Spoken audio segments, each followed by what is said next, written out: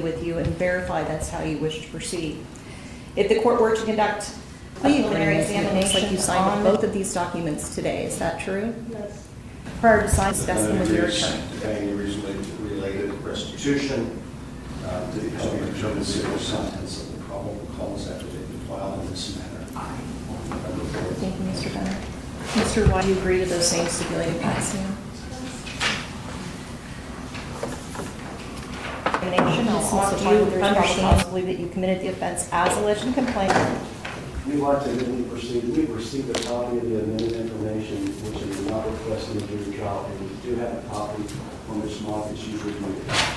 Thank you, counsel. For the record, I'm sworn to that same. We began this proceeding, and I've got the original, which will be filed on successor felonies in violation of KSA 215402 for plea. Both parties will recommend the following sentence.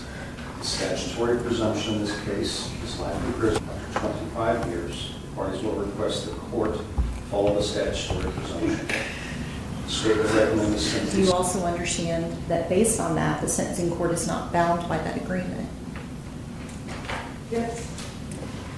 For the crime of murder in the first degree, which is an off-grid person felony, the sentencing range is 25 years to life in prison, a fine of up to $500,000, and lifetime parole. Do you understand, ma'am, that that's the sentence that you face in this case? Yes. Ma'am, has anyone forced you, coerced you, promised you anything, or threatened you in any way to get you to waive your right to a jury trial? What happens when a defendant walks into court and, before the case ever reaches a jury, agrees to waive a preliminary examination, give up the right to a jury trial, and enter a plea to first-degree murder? That is exactly the courtroom moment we're breaking down today. This case moves quickly on the surface, but legally, almost every answer carries enormous consequences. The defendant, Ms. Mock, is about to make a series of decisions that dramatically reshape the path of this case. The judge carefully walks her through her rights, including the right to challenge the evidence at a preliminary examination, the right to a speedy and public trial, the right to have the state prove every element of the charge beyond a reasonable doubt, and the right to have witnesses cross-examined. And then comes the biggest decision of all. She agrees to waive a jury trial and enter a plea. But here's where this gets especially important. A plea agreement is not the same thing as an automatic sentence. The parties may have an agreement and may recommend a particular outcome, but as the judge explains later, the sentencing judge is not necessarily bound by that agreement. So even with a plea on the table, the consequences remain incredibly serious. The charge here is first-degree murder, and the court states that the potential sentence includes 25 years to life in prison, a fine of up to $500,000, and lifetime parole. On top of that, restitution is still an issue to be determined before sentencing, and registration requirements are also addressed. So this isn't a simple sign here and the case is over situation, not even close. And pay close attention to the judge's questions throughout this hearing. The court repeatedly checks whether the defendant understands what she is giving up, whether she has discussed the paperwork with her attorney, whether any medication affects her understanding, and whether anyone has forced, threatened, or improperly promised her anything to make her plead. Those questions may sound repetitive, but they serve a critical purpose. The court is building a record that the plea is being made knowingly, intelligently, freely, and voluntarily. Then comes the factual basis for the plea, the formal admission of guilt, and the moment the court accepts the plea and pronounces the defendant guilty. But even then, the story isn't completely finished, because sentencing still lies ahead. So as you watch, ask yourself, would you waive a jury trial when facing a charge this serious? Or would you take your chances and force the state to prove its case at trial? And more importantly, once a defendant gives up these rights, just how much of the case can still be challenged later? Stay with us because this courtroom hearing may be short, but the legal consequences are anything but. Angeline Mock, case number 25 CR 2150. Can the parties please announce their appearances? Mark Bennett, appearing on behalf of State Kansas. Good afternoon, Your Honor. Ms. Mock is present in the courtroom with counsel, Ms. George and Mr. White. Thank you. And ma'am, you're Ms. Mock, is that correct? Yes. Ma'am, your attorney has indicated that you examination and waive your right to a jury trial, so I want to go over those rights individually with you and verify that's how you wish to proceed.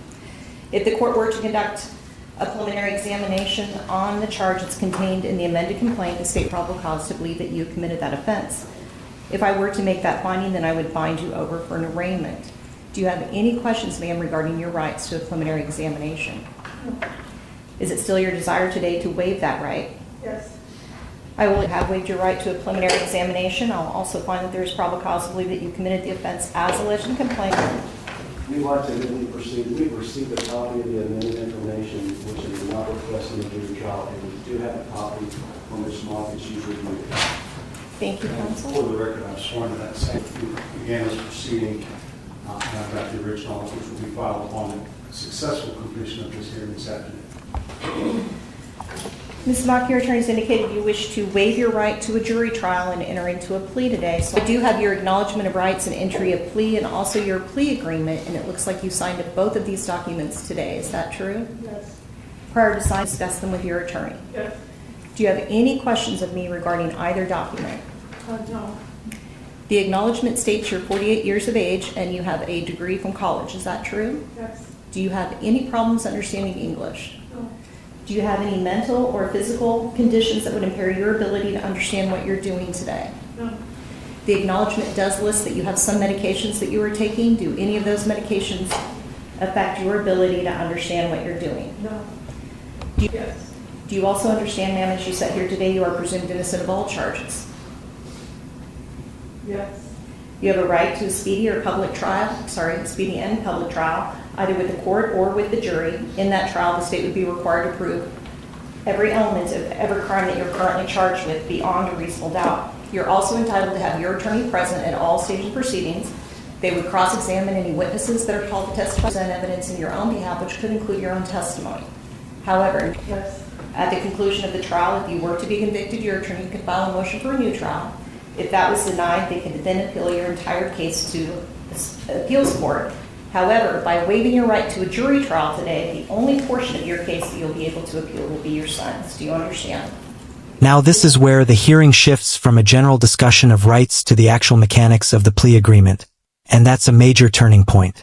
Up to this point, the judge has been making sure Miss Mock understands what she is giving up. But once the state begins explaining the agreement, the courtroom is now focusing on what the parties have actually negotiated and what obligations may remain before sentencing. Notice the reference to restitution being determined before sentencing. That means the financial consequences are not necessarily fully resolved during this plea hearing. Restitution generally concerns losses connected to the offense, and the exact amount can require further determination. The transcript also references a possible registration requirement, showing that the consequences of a conviction can extend beyond the prison sentence itself. And here's the key legal distinction viewers should keep in mind. An agreement between the prosecution and defense is still subject to the court's role in the process. The defendant is not simply checking out of the legal system because a deal exists. The judge still has to ensure the plea is legally valid, supported by an adequate factual basis, and entered voluntarily. So what do you think? When a defendant accepts a plea agreement in a case this serious, is that a practical decision to reduce uncertainty, or is giving up a jury trial simply too big a risk? Yes. Can the state please inform the court what the agreement is between the parties? On the trial, we'll start, which sets forth as follows. There is an agreement between the parties, which she went over to today, to amend an injury, not good person felony, in violation of KSA 215402. For her plea, both parties will recommend the following sentence. The statutory presumption in this case is life in prison up to 25 years. The parties will request the court follow the statutory presumption. The state will recommend the sentence imposed in this case from consecutive to any others. I will say there is no other case I'm aware of. It's a pro forma language. The defendant agrees to pay any reasonably related restitution to be determined before sentencing. There's a $400 lap fee as well. When the appropriate time comes, but also she's acknowledging she's 18 years of age at the time of the commission of this offense, and there is a Kansas Offender Registration Act requirement that's part of this. At the time the court is ready, there's also a stipulation factual basis for the plea, set forth in the plea agreement itself, and the parties both specifically also asked the court to consider the contents of the probable cause affidavit filed in the matter, as well as an autopsy report that was filed related to this case in February as part of the factual basis as well. And so that we, for the record, that we made a part of the record. So when the court's ready, I can do the factual basis with one of our colleagues the court wants to do before we get there with the court's discretion. Okay, let's go ahead and go through. Mr. White, is that your understanding of the agreement? It is, yes. Okay. And Ms. Mock, is that your understanding? Sure, yes. Okay. Go ahead, Mr. Bennett. So, had this matter gone to trial, the facts would have been as follows, and the parties stipulated the following. I'll start with paragraph A. The relevant events took place on October 31st, 2025, at an address on East Crowley Street in Wichita, Sedgwick County, Kansas. The area neighbor's stepfather of the defendant left the home at approximately 7:10 a.m. for work. C. In the bedroom of Mr. and Mrs. Averson's share. E. The defendant, who lived at the same address on East Crowley, was in her own room when her stepfather went to work. E. After the stepfather left the residence, the defendant entered her mother's bedroom, stabbed Mrs. Avers multiple times. F. The defendant confined Miss Avers by force to the bed with the intent to stab her neck. G. Miss Avers was stabbed numerous times in the face, neck, trunk, and upper extremities by the defendant. H. These stab wounds included but are not limited to injuries to the right internal jugular vein, the left carotid artery, the left ventricle of the heart, and the upper lobe of the left lung. I. The defendant utilized multiple cutting instruments during her attack to inflict the wounds. J. The defendant then called 911 and reported having stabbed her mother. K. The Wichita Police Department responded to the call at approximately 7:51 a.m. When the police arrived, they had contact with the defendant outside the residence. And she reported as being inside and injured. And Ms. Avers died as a result of the stabbing. The state was 11 feet of 77. And P.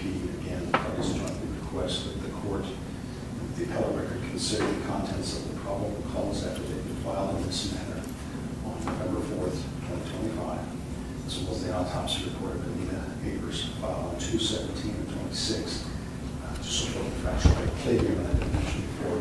The parties acknowledge that the defense criminal history is expected to be high. Thank you, Mr. Bennett. Mr. White, do you agree to those same stipulated facts now? Ms. Mock, do you understand that the sentencing judge is not a part of that agreement? Yes. Do you also This may be one of the most important explanations in the entire hearing. The sentencing judge is not a party to the plea agreement and is not automatically bound by it. That's the moment every viewer needs to understand, because plea negotiations can create expectations, but expectations are not always guarantees. The court then puts the stakes into plain terms. For first-degree murder, the defendant is told she faces a range of 25 years to life in prison, a possible fine of up to $500,000 and lifetime parole. Those are extraordinary consequences, which is exactly why the judge is taking such care to confirm that Miss Mock understands what she is doing. The court is also asking whether anyone forced, coerced, threatened, or improperly promised her anything to get her to waive her jury trial rights and enter this plea. Again, this isn't just courtroom formality. If a plea is to stand, the record must show that the defendant made the decision voluntarily and with an understanding of the consequences. And now the tension is at its peak. The factual basis has been presented, the possible penalties have been explained, and the judge is about to ask the question that changes everything. How do you plead? At this point, there is no jury waiting in the wings. The defendant herself is about to make the decision that brings the case to its next chapter. Do you also understand that based on that, the sentencing court is not bound by that agreement? Yes. For the crime of murder in the first degree, which is an off-grid person felony, the sentencing range is 25 years to life in prison, a fine of up to $500,000, and lifetime parole. Do you understand, ma'am, that that's the sentence that you face in this case? Yes. Ma'am, has anyone forced you, coerced you, promised you anything, or threatened you in any way to get you to waive your right to a jury trial and enter into this plea? No. Counsel, do you believe that the stipulated facts have established a factual basis for this plea? Yes, Your Honor, may I state? Yes. Ms. Mock, do you have any questions regarding the rights as we've gone over them this morning, or the consequences of waiving your rights and entering into this plea? I'm sorry, ma'am, I couldn't. No. At this time, do you still wish to waive your right to a jury trial and enter into this plea? Yes. To one count of murder in the first degree, how do you wish to plead? Guilty. The court will find that there is a factual basis for your plea, that you understand the charges against you and the consequences of your plea. You have knowingly, intelligently, freely, and voluntarily waived your rights in this matter. I will accept your plea. I will pronounce you guilty of the same. I will set sentencing in front of Judge Garrett. And there it is, the pivotal legal moment. The court finds that there is a factual basis for the plea, determines that Ms. Mock understands the charges and consequences, and concludes that she knowingly, intelligently, freely, and voluntarily waived her rights. The plea is accepted, and the court pronounces her guilty of first-degree murder. But don't mistake this for the end of the process. Sentencing is still pending, and the defendant will undergo a pre-sentence investigation before that hearing. The judge specifically recommends cooperation with that process, while also directing her to discuss it with her attorney. That investigation can provide the sentencing court with additional information before the final sentence is imposed. The court also addresses registration obligations, requiring the defendant to report to the appropriate law enforcement agencies within the stated timeframe and to keep required information updated. This is another reminder that a criminal conviction can carry obligations beyond incarceration. So the guilty finding has now been entered, but the final punishment has not yet been announced. Do you think the most dramatic moment in a case is the guilty plea itself? Or is the sentencing hearing where the true consequences finally become real? Because from here, every eye turns toward what happens next. Judge Garrett on October 5th at 11 o'clock. Prior to that date and time, you will be contacted for a pre-sentence investigation. I recommend that you cooperate with them, but please discuss that with your attorney. I also need to give you the notice of duty to register, your Registration Act. You have 3 business days to report to the registry law enforcement agency in the county of the conviction and to the registering law enforcement agency of any place where you reside, maintain employment, or attend school. You must complete the registration form with all the information and update information as required. Ma'am, I do have your signature on this form, and it does have the personal information that it requests. Have you reviewed this document before you signed it? Yes, I do. And is all the information contained on the document true and accurate? Yes, that's correct. I'll go ahead and sign this document as well, ma'am, and we'll get you a copy of that. Okay. Counsel, is there anything else we need to take up today?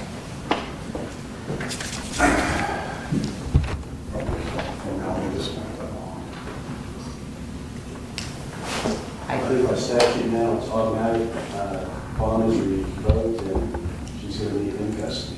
Yes, sir. And she will be in custody pending sentencing. Thank you, Judge. Thank you. On behalf of the state.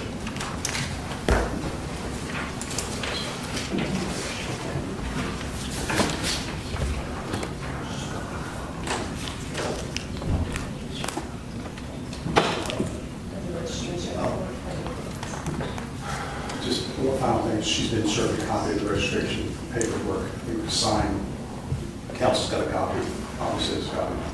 Yes, and the court signed the one that Ms. Mock has signed. My aide is now making a copy of it, and we'll present it to Mr. White, so she'll have a copy. Yes, sir. Anything else, Mr. White? No. All right, we'll be ready.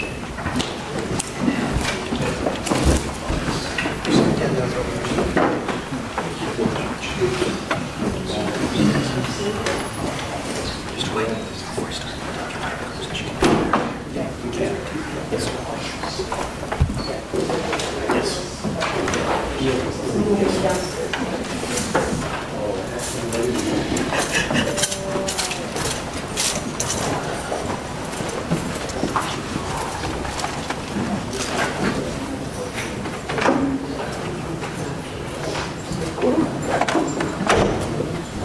So, to summarize this courtroom hearing, Ms. Mock waived her right to a preliminary examination, waived her right to a jury trial, and entered a plea to 1 count of first-degree murder.